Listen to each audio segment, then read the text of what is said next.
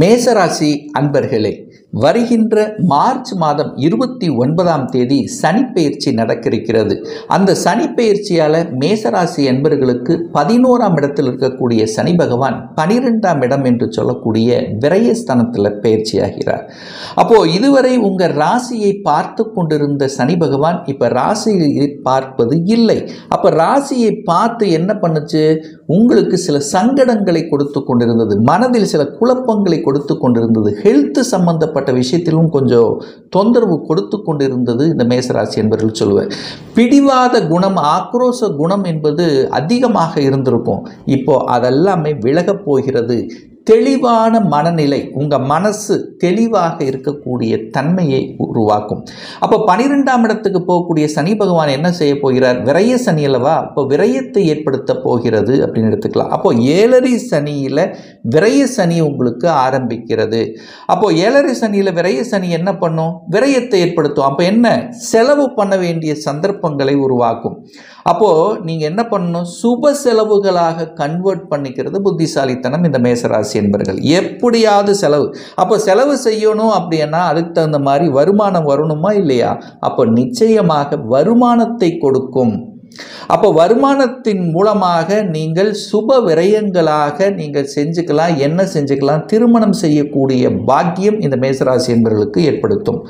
குழந்தைகளினுடைய படிப்பு செலவுக்காக நீங்கள் செலவு செய்யக்கூடிய அமைப்பு, அல்லது ஒரு வீடு, வண்டி, வாகனம் வாங்கக்கூடிய அமைப்பு இந்த மேசராசி என்பவர்களுக்கு நிச்சயமாக ஏற்படுத்தும்.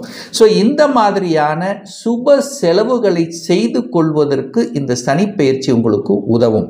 அடுத்து 12ஆம் இடம் என்பது தூக்கத்தை குறிக்கக்கூடிய இடம் அல்லவா. அப்போ தூக்கம் கெட்டு நீங்கள் வேலை செய்வீங்க, அதிகமான உழைப்பு செய்யக்கூடிய தன்மை உருவாக்கும். அப்போ நிற்க நேரம் இருக்காது, டைம் இருக்காது. அப்போ என்ன, வேலை பளுங்கிறது அதிகமாக இருக்கும். அப்போது அந்த வேலை பளுவினால் வருமானம் அதிகரிக்கும். அப்போது வருமானம் வந்தனால தான் நீங்கள் செலவு செய்ய முடியும் அப்படிங்கிற அமைப்பு. அப்போ நிச்சயமாக 12ஆம் இடம் என்பது வெளிநாட்டுக்கு செல்லக்கூடிய பாக்கியத்தை தரும் இந்த மேசராசி என்பர்கள். அப்போது நிறைய பேர் பார்த்தீங்கன்னா ட்ராவல் செய்வாங்க, தொழிலுக்காக, வேலைக்காக, வியாபாரத்துக்காக ட்ராவல் செய்யக்கூடிய அமைப்பு இந்த சனி பெயர்ச்சிக்கு அப்புறம் நிறைய மேசராசி என்பவர்கள் ட்ராவலிங்கில் இருப்பாங்க. அதாவது தன்னுடைய ஊரை விட்டு வெளியே, அதர் ஸ்டேட், அதர் கண்ட்ரி, இந்த மாதிரியான விஷயங்கள். ஒரு சிலருக்கு பார்த்திங்கன்னா வெளிநாட்டு தொடர்புகளை கொடுக்கும். எப்படி, வேலை விஷயமாக வெளிநாட்டுக்கு போயிட்டு வருவீங்க, அல்லது அங்கே புதிய ஒப்பந்தங்கள் உங்களுக்கு கிடைக்கக்கூடிய தன்மை, அல்லது ஏற்றுமதி இறக்குமதி, இங்கிருந்துட்டே நீங்கள் ஏற்றுமதி இறக்குமதி சம்பந்தப்பட்ட துறையில் ஈடுபடக்கூடிய வாய்ப்புகள், சந்தர்ப்பங்களை உங்களுக்கு ஏற்படுத்தி தரும். அப்போ என்ன நடக்குது, வெளிநாட்டு மக்கள், அதாவது வெளிநாட்டில் இருக்கக்கூடிய அந்நிய மதத்தினருடைய தொடர்புகளை ஏற்படுத்தும், நட்புகளை ஏற்படுத்தக்கூடிய தன்மை. ஒரு சிலருக்கு பார்த்தீங்கன்னா இங்கே வெளிநாட்டிலேயே தங்கி இருக்கக்கூடிய தன்மைகளும் இந்த காலகட்டம் நிச்சயமாக உருவாக்கும் அப்படிங்கிறத நம்ம சொல்லலாம். அதே சமயத்தில் அந்த 12 என்பது முதலீடுகளை குறிக்கக்கூடிய இடமும் அந்த 12ஆம் இடம்.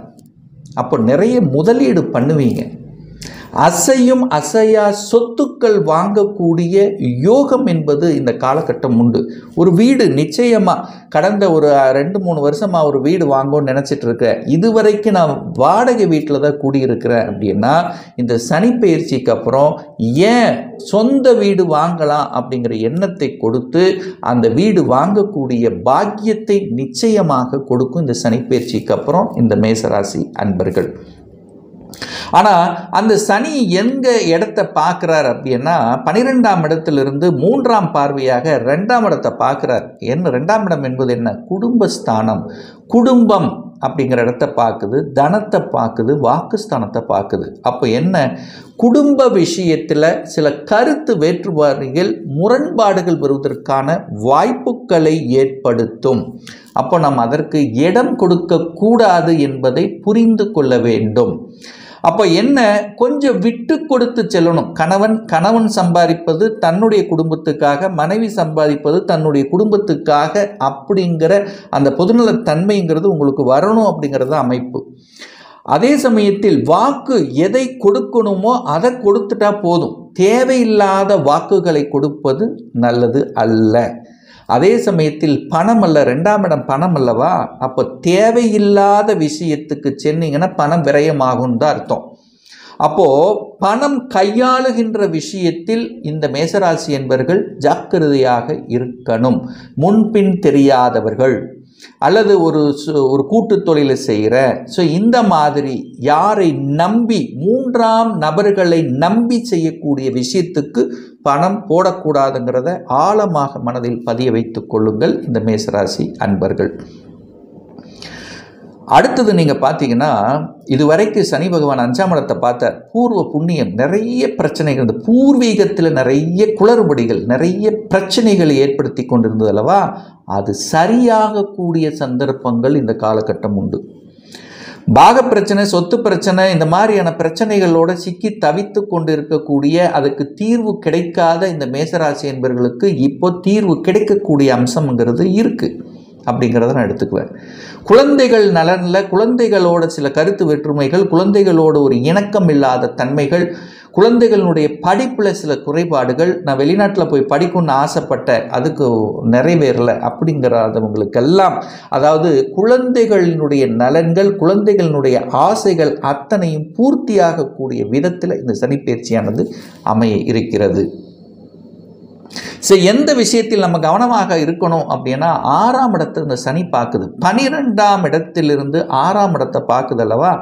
6ஆம் இடம் என்பது என்ன? கடன், நோய், எதிர்ப்பு, பகை, வம்பு, வழக்கு, இது எல்லாமே குறிக்கக்கூடிய இடம் இந்த 6ஆம் இடம். அந்த 6ஆம் இடத்தை சனி பார்க்குறார். அப்போ என்ன ஆகும்? கடனை வளர்ப்பேன் அப்படின்னு சொல்லுது. அப்போ கடன், 6ஆம் இடம் கடன் அல்லவா, அப்போ கடனை வளர்ப்பேன் அப்படிங்கும்போது கடன், தேவையில்லாத கடனை வாங்குவது தவிர்க்கணும். கடனை வாங்கிட்டீங்கன்னா கடனை வாங்கி கடனை அடைத்தல் அப்படிங்கிறதுலையே போய்கொண்டு இருக்கும் அப்படிங்கிறது. அப்போ தன்னுடைய கெப்பாசிட்டிக்கு மேலே கடன் வாங்கக்கூடாது அப்படிங்கிறத மனசில் பதிவு வச்சுக்கோங்க. கண்டிப்பாக எதிர்ப்பு உண்டு, பகை உண்டு. நீங்கள் ஒன்று சொன்னீங்கன்னா அது ஒன்று நடக்கும். அப்போ இந்த எதிர்ப்பு, பகை சார்ந்த விஷயத்தில் கவனமாக இருக்கணும். இப்போ ஒரு வேலை பார்க்குறீங்க அப்படின்னா கண்டிப்பாக ஒரு இடத்துல உங்களுக்கு எதிர்ப்பு குரலுங்கிறது நிச்சயமாக உண்டு. உங்கள் மேலதிகாரிகள் சொல்படி கேட்டுக்கொண்டு நடப்பது நல்லது. அதாவது உங்கள் மேலதிகாரிகள் வெள்ளைக்காக்கா பறக்குதுன்னு சொன்னார்னா, ஆமாம் சார் பறக்குது சார் அப்படின்னு நீங்கள் சொல்லிட்டு போயிட்டு இருந்தோன்னா அப்படியே கடந்து சென்று விடலாம். இல்லை என்றால் 2 வேலை எச்சா கொடுத்து, அழுத்தத்தை கொடுத்து, ப்ரெஷரை கொடுக்கக்கூடிய தன்மையில் இந்த மேசராசி என்பவர்கள் தள்ளப்படுவீர்கள். ஸோ இதை உணர்ந்தாலே போதும். அப்போ என்ன, எதிர்ப்பு, பகைக்கு நம்ம போகக்கூடாது. எதிர்ப்பு வருதுன்னா அதை விட்டு விலகி சென்று வருவது நல்லது என்பதை நினைவில் வச்சுங்க.